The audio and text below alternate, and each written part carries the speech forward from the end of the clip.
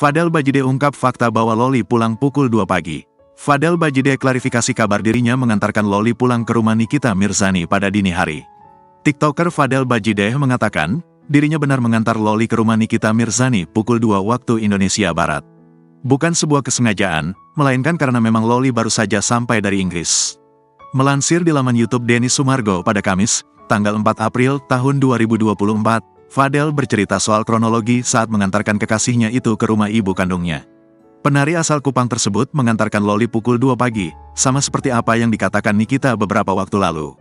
Fadel menekankan bukan dirinya yang ingin bertemu, melainkan hanya Loli saja yang menemui Nikita secara langsung. Jam 2 kita sampai ke rumah ibunya Loli. Karena dekat posisinya sama rumah kita, dekat.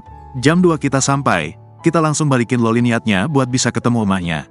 Tapi bukan kita yang mau ketemu, Loli aja, bebernya. Di podcast tersebut, Fadel juga mengatakan jika dirinya diminta oleh Loli untuk menemaninya bertemu dengan Nikita.